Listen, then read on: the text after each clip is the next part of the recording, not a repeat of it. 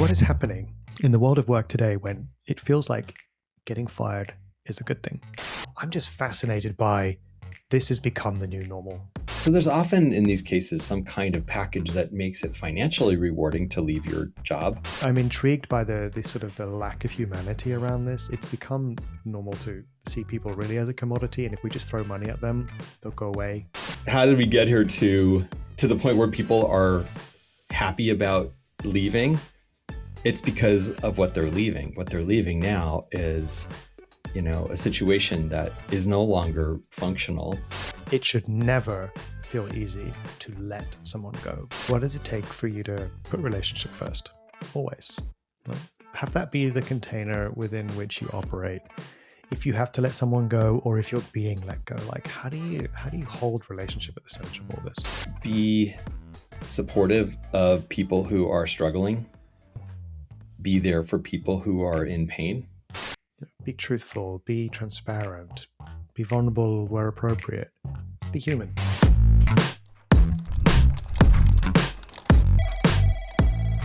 Have you ever been fired? I mean, as a consultant, I've been fired, I guess, or, not rehired or that kind of thing. Yeah.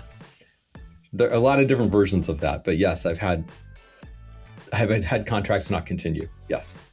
Contracts not continue. Okay. But you haven't had somebody like walk up to you and go, like in the movies, like, Chuck, you're fired. Well, actually, if I go back to my very first job as a busboy in a restaurant, I think I was fired. Okay. I thought you were going to say bus driver then, because busboy is no, a very US thing. I was like, Chuck was a bus driver. Okay. You do not want me driving a bus. You got fired as a busboy? What did you do? I just was remembering the wife of the owner of the restaurant calls me out of the kitchen, because when I'm not bussing tables, I'm washing dishes. It was really a fun job. And she calls me out of the kitchen and she says, "You left crumbs on this chair. I had to seat our customer in crumbs." Wow. And then that was that. I never got called back. So that was that. What a huge failure, Chuck. The reason I was asking the question is because I know you and I know a bunch of people who've been fired. Of course, in our careers, we have friends and colleagues and stuff. What's really on my mind, and here's where the question came from, is I think we know 3 people that we're close to in the last couple of months who've been let go. And what I've been reflecting on is their reactions to being let go. And so my real question to you is, when people think about getting fired, you would imagine it's probably not a great experience, or it feels, it feels shocking or unhappy. You see people in the movies walking out with their box of all their things and whatever. But the real question I want to ask you is, what is happening in the world of work today when it feels like getting fired is a good thing? Why does getting fired feel good? Well, the first thing that occurs to me is, in real life, when you get fired, in the 21st century, there is no soundtrack. There's no orchestra playing sad music in the background. And you're probably at home. Maybe you're on a Zoom call or something and you find out something like that. So I think the experience is really different. So it's interesting because you ask, like, what makes it feel good? And I wonder if some of what makes it feel good is just the sense of relief. Like, what is it that leads up to that firing or termination or redundancy, whatever you want to call it? What leads up to that? Because that might actually determine how people feel. Yeah. I do want to caveat this. I'm sort of putting a playful twist on it. I know the 3 people that we're talking about, I know that it's been a lot more than just feeling good. I know that there's been a range of emotions and a roller coaster ride. And I think in all 3 cases, it's been a very dehumanizing experience, and we can unpack that in a little while. But I think that the piece I wanted to highlight here, and you're sort of I think you've nailed at least a part of it. There is a sense of relief, which is kind of sad. Why does it feel good? Is because I think it's also that people are just depleted from hanging in there, or the threat of it, or the expectation of it for so long. So I do want to be really fair and say, of course, people, it's also a traumatic experience for a lot of people, taking away safety and security and a sense of self, perhaps in some cases. The piece I want to really focus this conversation on is, yeah, what are the things that line it up, as you were saying, that make it feel good in some way? So relief is definitely one. Yeah. What else do you think is going on? It's hard to uncouple it from the relief because I know in a lot of cases there is a lot of stress and pressure leading up to these terminations. In I think in pretty much every case I'm aware of, it's not like, yeah, like we were saying, it's not a singular experience of an individual failure. It is an organizational decision to remove sometimes thousands of people from employment. That has its own kind of emotional dynamic, right? It's yeah. So there's a bunch here. Um, I think the other thing that often comes with these terminations is the package. And the package would be like your severance package. There sometimes people are incentivized to quit earlier than their time and take the package. So there's often in these cases some kind of package that makes it financially rewarding to leave your job. Basically, after months or years of strain, suddenly you're getting paid to do nothing for a period of months or even years. That's got to feel pretty nice. Yeah, I think it's interesting. I know the our friends and colleagues that have been through this recently. I think that's been the case for all of them. And I Mm. remember one of the conversations I was having with someone who's become a good friend was like, the math ain't mathing. Like, it makes no sense. It makes no sense to offer a package in such a way that this person will no longer be employed. They will be given, a sum of money, and I don't know if equity or whatever, but it does not make financial sense to remove this person when it costs you 2 or 3 years of revenue to do so. And I'm sure there's economic reasons behind this way beyond our pay grade of understanding, but yeah, it softens the blow. Sure, great. I think for a lot of people also, as people are excited about being able to go and look for other opportunities or try new things and have a safety net. I think it's overall the reason I wanted to bring this topic up today is it just feels really sad that we sort of got to this place where it's relatively normal for people to be so stressed, overworked, depleted, demoralized, that when the conversation finally comes, people feel a relief. Like, it all makes sense that that would be the case. I'm just fascinated by this has become the new normal. I'm intrigued by the sort of the lack of humanity around this. It's become normal to see people really as a commodity, and if we just throw money at them, they'll go away. They won't damage our reputation, or hopefully they won't take us to court or something like that. How did we get here? And how do we, like, what does the future look like? These are two really different questions, right? How did we get here? I think in every case that I I can think of in recent years, the people that I've known who've been subject to these terminations, they're not the first wave.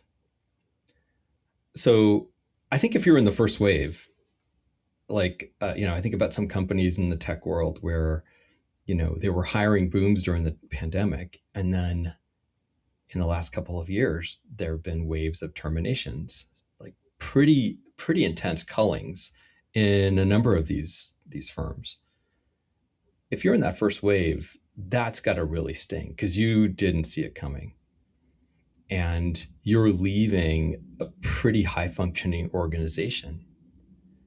And then if you're in the second wave, third wave, in some cases 10th wave, I mean, we know people who are probably in the 10th or more wave of some of these firings. Uh, you're now leaving a largely dysfunctional organization. you have coworkers who've never been replaced, and those who left behind are stressed out. Who was I talking to recently was talking about I was like, okay, so I was actually saying, this is a person who's remaining in his role after pretty much his whole department is decimated. And I said, so now that you're doing 5 jobs, how is that for you? He's like, oh, well, we don't really talk about it in terms of jobs. We talk about it as hats. So I'm just wearing a lot of different hats right now. Like, yeah, but those hats are probably each the weight of an entire person. So that's a lot. It's a lot to have on your head, right? Mm. It was. I mean, it was kind of funny, but kind of also sad and wincy. Like, yeah, yeah, 5 hats. Okay, that must feel better than 5 humans that are no longer in your office. How did we get here to the point where people are happy about leaving? It's because of what they're leaving. What they're leaving now is, a situation that is no longer functional. The Oftentimes these teams are still emotionally devastated from who knows how many waves of culling that they've gone through. Uh, they're a bit traumatized. The company's done nothing to take care of them emotionally. Really, most of these companies don't. So yeah, it's relief. Like, thank goodness I'm out of there. The other thing that stands out here is that, yeah, it's just become normalized. And I think the analogy of the hats is great because even there, people have, in a way, sort of been gaslit. It's not about we're multiplying your job by a factor of 2 or 3 or 4, but we're even using an analogy. We're just Hmm. taking another hat. And I'm sort of feeling by the time people are getting let go, they have so many hats that they can't even hold it anymore. Right? There is nothing to hold, and there's this sort of constant pressure to perform better with less, perform better with less. And then we'll throw in, hey, well, we got AI to help you, and we've got, we've talked about this before. We'll give you Yeah. massage on weekends or whatever, and it's like at a certain point, the whole thing just becomes a house of cards. Yeah. Well, and you talk to the people who were remaining after some of these firings. Your half your team has been let go. So you're taking on several jobs now. That's just normal. That's, it happens every year in the company that, you take on a new job or you take on more responsibilities because there are less people in your department. The decision making isn't really prioritization because you know now that you will not get all this done. So it's not about how you prioritize. It's actually about what to not do. How much of my job responsibilities can I just drop because it's not humanly possible to do them all? And what level of failure will I accept from myself? And what will the organization take? This, Yeah, yeah.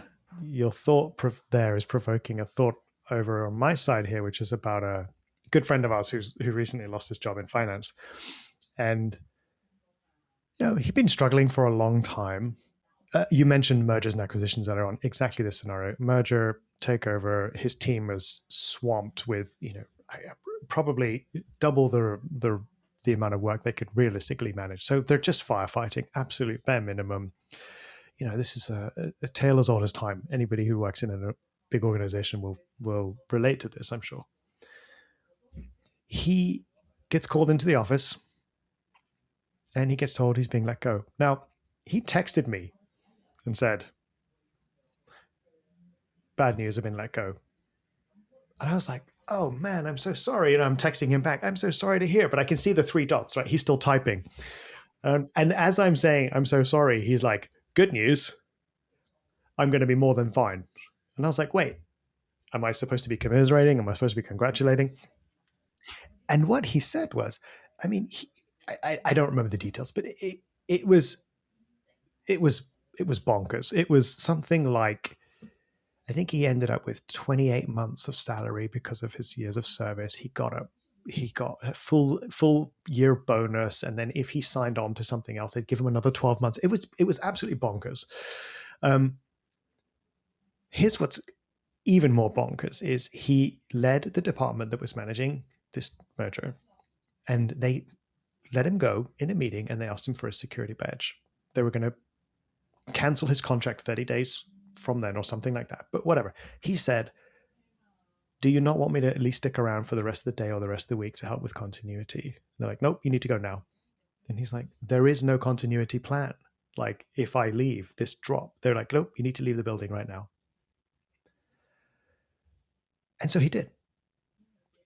And it's almost like everything he had done up until that point was basically invalidated and pointless. And it seemed like a catastrophic choice. He wasn't one of those people who has, like, you know, access to private clients' information. Like, he wasn't one of those people who could do serious damage with his institutional knowledge. But they really wanted him out of the building same day. And meanwhile, his departure means there is a massive gap and nobody can lead the team. And still, this was the choice. So he's thrilled, relieved, as you said at the beginning, because he gets to not have to deal with this every day. But as our other friend was saying, the math ain't mathing. It makes no sense to spend that much money to get someone to leave and create such a big gap in the institutional knowledge. Well, it makes sense to somebody, I suppose, but not, you know, way beyond what we can understand. But certainly it is not, it is a very dehumanizing experience for all the people who get left behind, because they now have an even bigger problem than they had before he was called into that meeting. Wow. I mean, there's so much about this that is really worth noting. And you could see what, on one hand, for him, it's actually great because none of this is his problem anymore. Like, he doesn't have to worry about it, you know, to the extent that he cares about his coworkers or his team. You know, there's probably some feelings there about abandoning them, but it's not like he had a choice. So he gets to sort of wash his hands of all the worry and responsibility. They get to pick it up, sadly. This is the thing that really gets my attention is in a case like this where there's no continuity plan and he doesn't even get to be part of a transition, it seems like it's just damaging to the organization. Like how much work is going to have to go into figuring stuff out that he was handling. Someone's going to have to get in there and be like detective and figure out like what he was doing and what what he was in charge of, and like it's not going to be obvious. So it's going to take somebody a lot of work to figure that out. It's going to be a burden. It's going to also cost the organization more money to get this solved. Well, twist. Yeah. Twist. Okay. I'm pretty sure that there is somebody in a finance team somewhere who has calculated that the cost to the business of losing that information, the cost of the business of paying him a significant package, is less than the bump in share price that would be achieved once, you know, a layoff of X% of the workforce is announced. I think the share price takes a bump. And I think someone has figured out that X minus Y equals we're okay, which is kind of insane. It's absolutely insane because, you know, if I think about our mindful business principles, right, we talk about leaders taking responsibility for the humans in the system. Here you have a guy who has always taken responsibility for the humans in his immediate system, right, his team, his environment. You have a guy who's saying there is going to be an impact if you let me go in this way. And ironically, they're letting go of someone who does the very thing that you and I advocate for in all of our work. And they're doing the opposite, right? Zero responsibility for the people in the system. And kind of, so I think their loss is probably bigger in the long run. I would agree with you. But I think in the short term, someone's looking at this on a quarterly or, you know, semi-annually or annual basis going, a reduction of X in the workforce equals Y in share price bump. Well, and I think you've just nailed it, because that's the reason for all of these mass firings. Anytime a company these days is getting rid of hundreds or thousands of people, it's almost always because it will help the share price, right? Why? I mean, otherwise, The only other reason why you'd let go of that many people is if the company was really failing and really struggling. I do wonder. I think back to, if I remember right, it was the beginning of last year, 2025. I may get my bits of data wrong here, so if anybody wants to correct me, feel free. But what I'm remembering is that Meta let go of a significant amount of people. It was quite a surprise. Mm-hmm. And a few weeks later, Google, who were doing great, also announced they were letting go of a bunch of people. It was probably, as you were saying, Meta let go of people, so they got a bump. And Google was kind of like, oh, we could do some of that. But if I recall, I wish I had the articles to hand, but I remember reading some articles which were saying it was kind of unnecessary, but there was a little bit of like, we don't want to look like we're not trying to keep up. I know we could ask our friends who work at Meta and Google if they could validate that. But certainly it seemed like at the time, the reaction was very much about keeping up with the Joneses rather than actually anything pure economics. But who knows? Who knows? Way beyond our pay grade. I can tell you what I heard. I mean, I can tell you the gossip I heard. Yeah, let's just do full gossip because we are not economists. We're not economists. Let's do gossip. Yeah. So, I mean, and I can say, we know people who worked for all these companies. So I'm not naming any particular. Don't you know who I know? No. I mean, they're really, yeah. And they're all going to be fine. And many of them, could retire now, in their, 30s or 40s and be fine because of all their, stock options and crap like that. But what I had heard was they overhired during the pandemic. And so there needed to be an adjustment. See, that's much more reasonable. Kind of. It would be nice if that's it.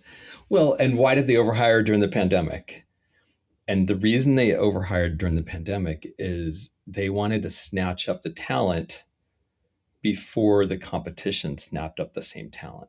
So it was like, if I don't hire this person, my competitor will hire them. So I better hire them, even if I don't need them. Devil's advocate a little bit here. Okay, I want to be on the side of the bad guys for a second. Well, I don't know bad guys, but that actually sounds kind of smart. So let me ask you this.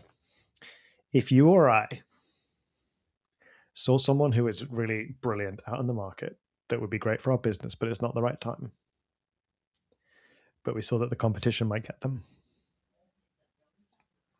would we do it? Yeah. I mean, that's if I ran a company like that, yeah, right? I could see that. Now, but then if you did that, would you just fire them later because it was the thing that everyone was doing? We don't really need them. I think if you squint hard enough, you can always find a good moral perspective. Like, okay, I brought you on for 2 years. I paid you well. I gave you healthcare. I gave you stock options. And now I'm going to let you go. But hey, I gave you 2 good years. Sure. We could squint in all sorts of directions. I think, I'd love to see a world where getting fired isn't such a big relief. Yeah. Right. Well, I do think a lot of this now, and granted, that's what I heard. That's the sort of rumor mill that I heard about the tech companies and the first waves of those firings that happened, I think, probably about 2 years ago. I think it's different now. I think it is about share price now. I think they're just doing what everybody else is doing. So that has me wonder about like the principle that you stated. Leaders are responsible for the humans in the system. So then I go to which humans, because it's not the employees. It's the shareholders, and I think it comes back to that. And you made some remark earlier that I want to make sure we don't drop, which is someone's done the calculation that the bump in share price is worth whatever the internal costs of that termination are. But I don't know that they've accounted for all the internal costs, because you have a lot of people in some of these companies who are traumatized And I don't use that word lightly. I mean, they're they joined the company with a sense of purpose. They were really inspired by something. And then the firing started. And I mean, there are companies that just do this every year now. Like every year at the end of their fiscal year, they just fire thousands of people because it makes the books look better. And then during the year, they might rehire some of the again, and like they play with the numbers. And then end of the year again, more firings. It's just constant. We've been present when some of these meetings have occurred. I was just thinking about this. I'm sure you and I are thinking about the same thing. Yeah. Yeah, like we're there on site sometimes doing one of our trainings, and suddenly people are running out of the room. They're getting phone calls, and it's in some cases it's like key members of their team have just been terminated. They're just finding out about it. In other cases, they're getting the word themselves. Like at lunchtime, someone finds out that they're not going to come back to work in the middle of one of our trainings. The trainings that Chuck is referring to here, we're typically doing leadership trainings around humanizing the workplace. The cruel irony of actually being in one of these trainings where we're talking about bringing more humanity to the workplace, where people are called out of these meetings to be told they have to let a certain number of people go by the end of the day, or that they themselves have actually been let go in the middle of a training which is meant to be improving their performance and the culture of the company. There is a cruel irony to this. And yeah, we have one particular client organization where this has happened more than once, and it's kind of astonishing. I believe that, in fairness, organizations are incredibly complex. Decisions have to be made. I wouldn't say I'm all for letting people go, but I understand the need. You and I run a business. There've been times when we've looked at this and gone, are we in a good position to keep people here or to hire people? I understand the sort of the basic logic of this. The opportunity here is for organizations to be much more transparent about this and to be transparent about their thinking, which would speak to the principles that you and I are so passionate about. Putting relationship first, taking responsibility for people. I think part of what is so shocking about these stories is that people don't know that they're coming. It's almost as if the organization is transparent about being in a struggle or having to let people go, then people might leave with knowledge. They might share that information in other ways. They might perform less. And so it's always this sort of like surprise element to this, which is, I suppose, intended to protect the organization, but it comes at, as you were saying before, such a human cost that it leaves trauma in its wake. And that for me is the opportunity, the leverage to actually build organizations where, if we really truly do put relationship first, people have a better sense of the lay of the land. People know, hey, we didn't do so well the last 2 quarters. We're going to have to start making some cuts. Think about this. And of course, I do know some organizations are transparent, but it's not like it's all black and white. But I think the element of surprise that catches so many people off guard is I think there's an opportunity there to do way better. I think you're being very generous, because I think you're talking about what we're looking at these days is 2 likely scenarios. One of them is people need to be let go because the company is struggling and they need to adjust their bottom line for the sake of survival. In that kind of case, most people probably know what's going on and they're probably not shocked. But I think the more typical scenario where we see very large numbers of people being let go, it's share price. Like we kind of all know that that's what it is, because it doesn't really make sense otherwise. And I think that there is a different morality there. Yeah, I mean, and I think that's where I would say there's a real disconnect between what it looks like on paper and the actual human cost. Um, if you just saw your coworker who's struggling to pay bills, maybe they have a sick child, or they're caring for an elderly parent or something, and they left the office in tears. And you don't know if you're ever going to see them again, but you know that their life's going to be rough for months. That's painful. You don't forget that. You don't go, okay, I guess I'll take on Shirley's job now. Like, it's not that simple. I think companies don't account for this. No, I think you're right. I think you're right. There's also just the anonymity that goes around this. I think that, Yeah. people just being a number and so on and so on. And it's reminding me of that wild story that you and I heard sometime last year. I think we were in the US. Mm. I think you know what I'm talking about. Vice president who we had trained in a previous cohort. He wanted to have dinner with us while we were in town doing a new cohort of people in his organization. Yes. Yes.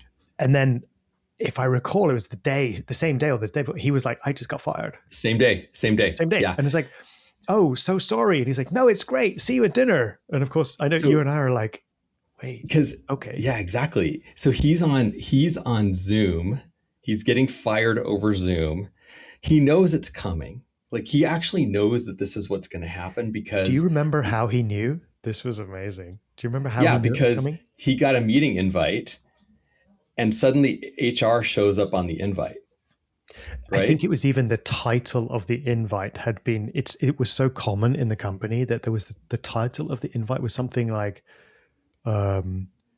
quarterly strategy update or something like, and it was kind of like everyone had understood this is code for you're getting fired, something like that. Yes. But anyway, yes. So they all knew that this was happening. Exactly. Like, and so it was kind of clear it was coming. He knew. And of course he knew he was going to get a good package. So he wasn't that upset. He was in that kind of relief category. So should we act it out? Oh, okay. Let's try it. So he signs. So I remember he told us he basically packed his office while he was waiting to go into Zoom. Like he was good to go.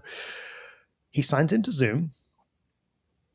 As you said, HR was there. Whoever else was in charge of the firing was there. And he goes, hi, okay, I'm here for the meeting. And they say, okay, Dan, well, thank you for showing up for the meeting today. And we just want to let you know, Dan, that we feel really bad about this. And he says, excuse me, sorry. My name is Steve. I'm not Dan. My name is Steve. Dan is the next person on your meeting list. Right. Something like that. Yeah. Dan is the next person you're firing. You're going to fire because he knew that Dan was scheduled for the half hour after him. So, yeah. It's just absolute insanity that they were. And we were laughing. He was telling it beautifully and he was laughing. We were laughing. So it was okay. But what a dehumanizing experience. And it's not. He was a vice president. He'd been there forever. He'd worked in a number of countries and led organizations with them. And they didn't even have his name right. Right. His story was amazing, right? It was fabulous. Just like what he's done for them. Oh, yeah. Amazing. I know. And this is the thing. Like now it's actually a joke. Like, it's not even like, we're beyond the trauma because he's already been through that. The organization's already been through that. Now it's just funny because they can't even get the names right. They mix them up. They're interchangeable. So why would I get your name right if you're just interchangeable with the next guy? So what's the future here, Chuck? Like, yeah, what is the future here? What's the invitation? No, these are two different questions. I just got very sad thinking about the future. I don't know. I think with a lot of the tech disruptions that are coming, we're going to see a lot more people being put out of work. And I don't think it's going to be the same as it is now. I don't think it's going to be quite as positive. Like the packages won't be as good. So I do think we're in for a rough time. And I think it's going to hit mid-level employees the worst, and maybe entry level. I think it seems like that's what's coming, and that makes me very worried. Like the senior experienced people, they'll find a way to be okay, but your entry level and mid-level employees are going to be on the chopping block. That's going to be hard. So yeah, I guess what I would say is we need to find ways to stay human through all this. And let's talk about what that means. Right. Well, I think, to the second part of the question, I think that's the invitation is like whether you're leading this or whether you're earlier in your career, I think part of this is like, what what does it take for you to put relationship first? Always. Right. Have that be the container within which you operate. If you have to let someone go or if you're being let go, like how do you hold relationship at the center of all this? Mm. Be truthful, be transparent, be vulnerable where appropriate. I think it's like asking that question: where does relationship fit in this? If I'm being let go, what do I want to say to be in integrity with Mm. myself, my value system? What do I maybe want to keep a hold of? Maybe I don't want to be throwing my rage at them, even if it's very valid. Is it actually going to help me? What am I going to remember Mm. about this 6 months, 1 year, 5 years, 10 years down the road?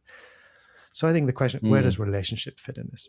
I think two things. One is just reflecting on your point about like if it's you who is being let go, maybe think twice before you do the exit interview. You might not get much from it. It might just be more disappointment and pain.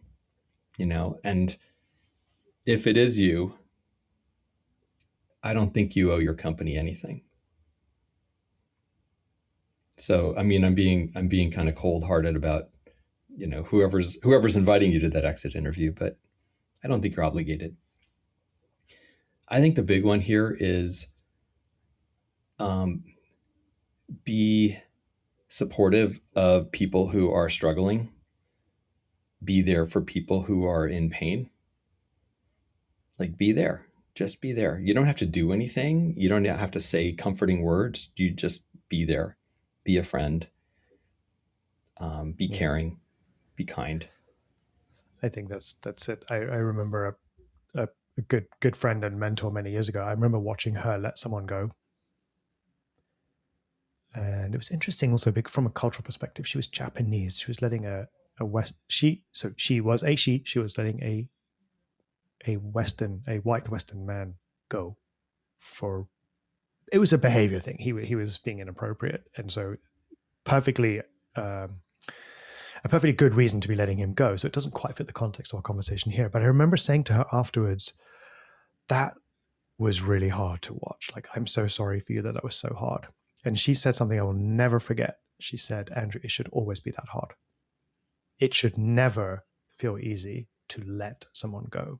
It should be hard and it should hurt because if it doesn't, I've lost my humanity. She said it was the right thing to do, but it should feel hard. And I think I think there's some great wisdom there. And I'm sure many, people listening to our podcast are probably not the kind of people who get thrills out of letting people go, but I think it's more of a good reminder that to kind of underline what you were just saying, be human. Even if you're just the observer, you're watching a colleague go through it. You don't have to do anything. Just listen, be present, give them your space and time. Relationship. Relationship Yeah, can look really good in silence. yeah. That's what a great lesson. Yeah, like it should be hard. It shouldn't feel good. I totally agree with that. Um, this is, you're making a huge impact on someone's life right now. Most of the people who are tasked with having these conversations are not the decision makers. Sometimes they are, but usually not.